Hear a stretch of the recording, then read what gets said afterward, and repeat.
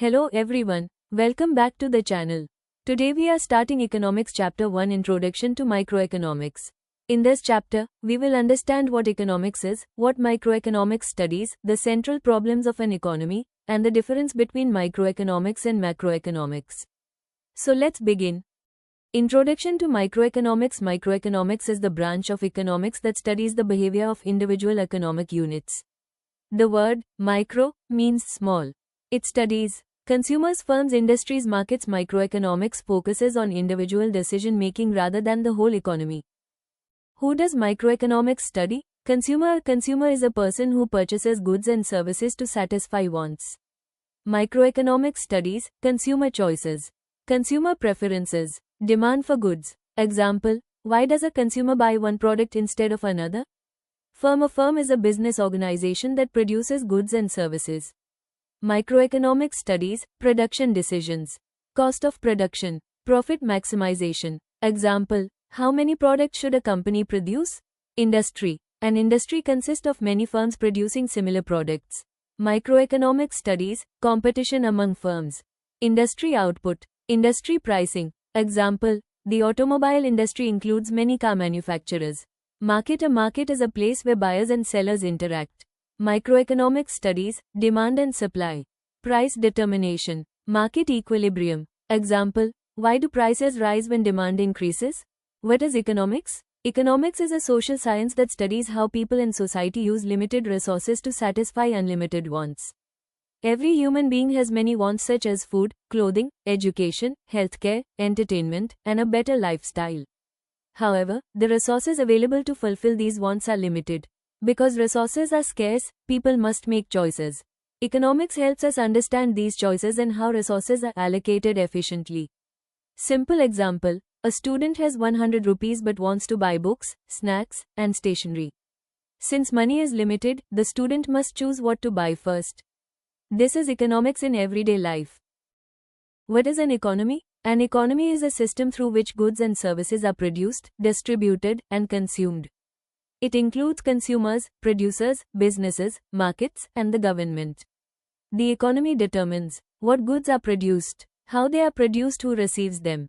Without an organized economy, society cannot function efficiently.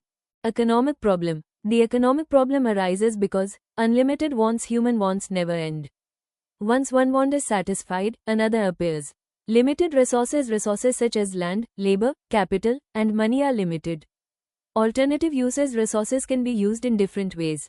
For example, a piece of land can be used for farming, housing, or building a factory. Because wants are unlimited and resources are limited, every economy faces scarcity and must make choices. Central problems of an economy. Every economy faces three central problems due to scarcity of resources. Problem 1. What to produce? An economy must decide which goods should be produced, how much should be produced. Examples, food, clothing, education, healthcare, defense. Since resources are limited, not everything can be produced. Problem 2. How to produce? An economy must decide which method of production should be used. Possible methods, labor-intensive technique, capital-intensive technique, modern technology, traditional methods. The aim is to produce efficiently at minimum cost. Problem 3. For whom to produce? An economy must decide who will receive the goods and services produced. Questions include, rich or poor, urban or rural people, domestic consumers or export markets? Since resources are limited, distribution becomes important.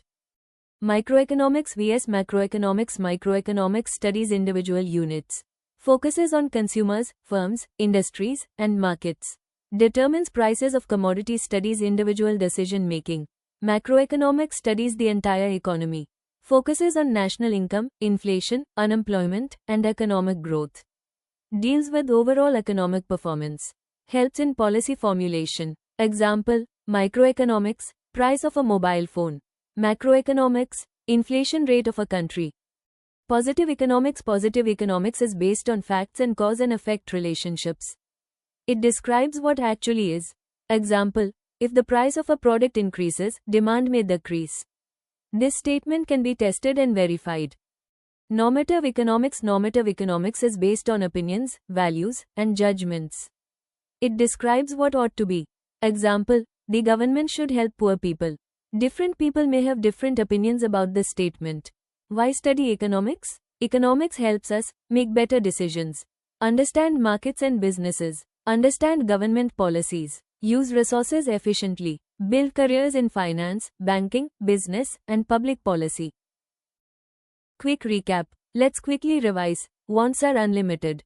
Resources are limited. Scarcity creates economic problems. Microeconomics studies individual economic units. Consumers, firms, industries, and markets are the main units of study.